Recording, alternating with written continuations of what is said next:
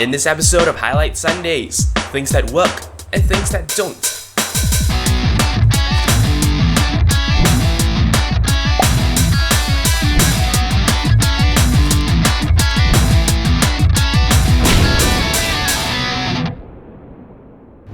Hello and welcome back to Highlight Sundays. It is the 33rd week of 2013 and here are your highlights.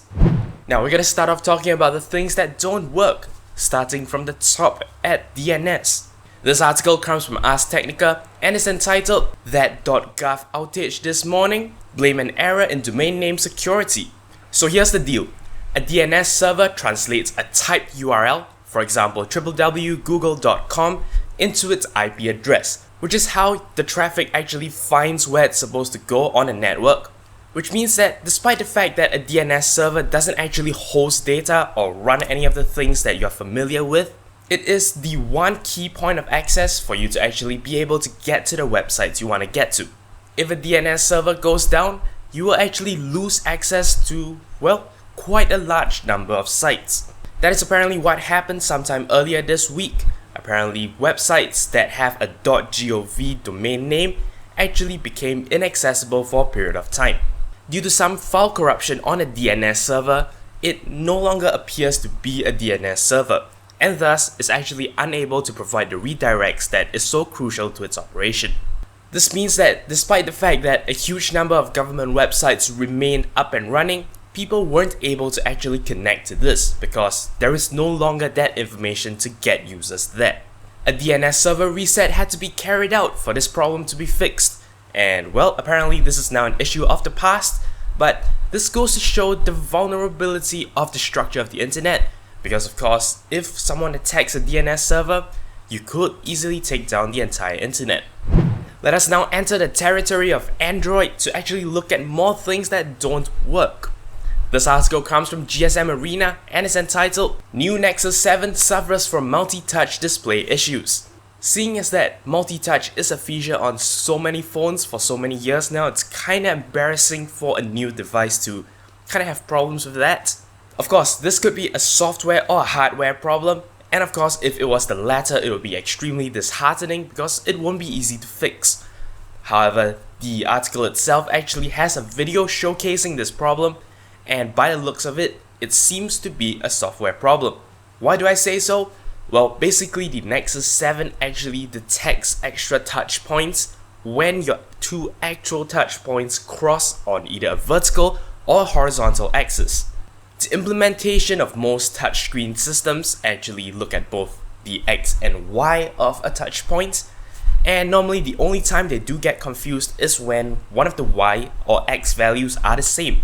What this means then is that hopefully this is an issue that can be fixed in a software update, and it seems to be quite a breaking issue, so hopefully, whoever manufactures the new Nexus 7, I actually don't know who, either way, whoever does it, hopefully they roll out a patch for this issue soon. Now we're not even done talking about Android breaking things left, right and center. According to this article from Engadget, the Android 4.3 update is apparently causing problems with some Nexus 4 handsets, rendering some unusable. According to the article, basically people who actually downloaded the OTA patch and upgraded got their phone stuck in a boot loop, and basically they couldn't do anything except wipe it out and start it from scratch, or actually flash an older version of Android 4.2 firmware. I haven't been able to find out any follow-ups to these issues, so I'm not very sure if it actually can be fixed in a certain way. But I guess it's worth noting that this is something that could possibly break your phone.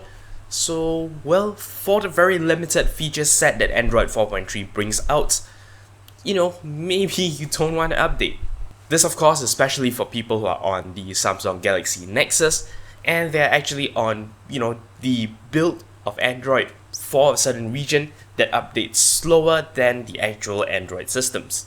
I'm actually running an alternate official firmware for the Galaxy Nexus. It's actually been stuck on one of the earlier Jelly Bean patches, and it's been that way for a while.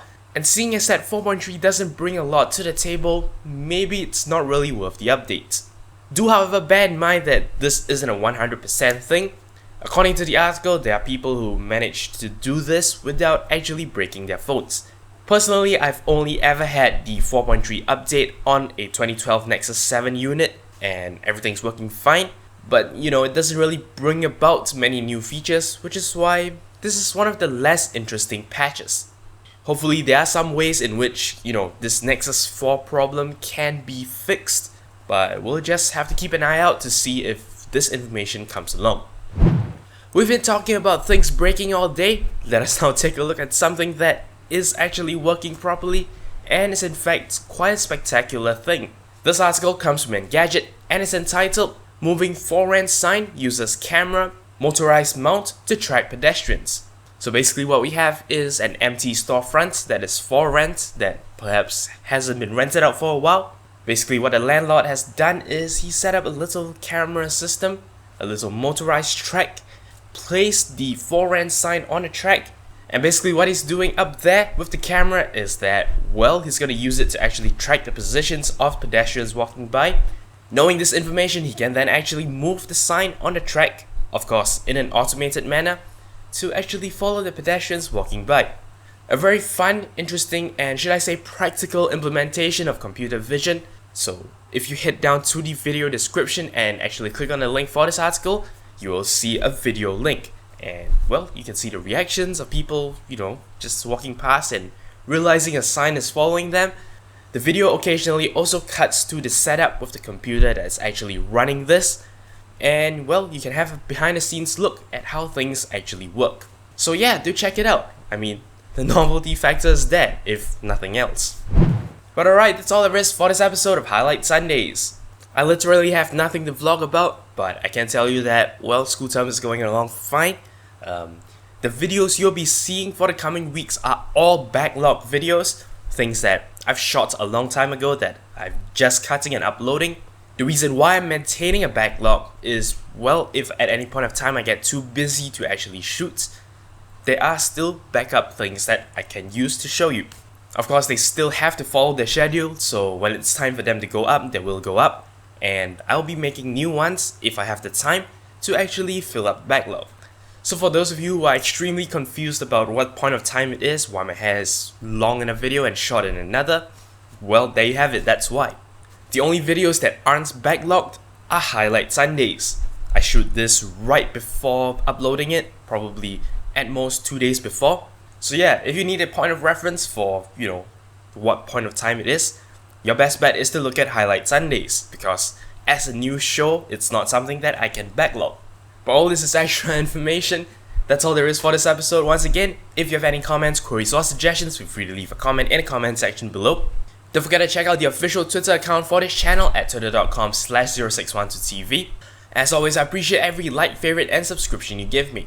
But until next time, you're watching 0612TV.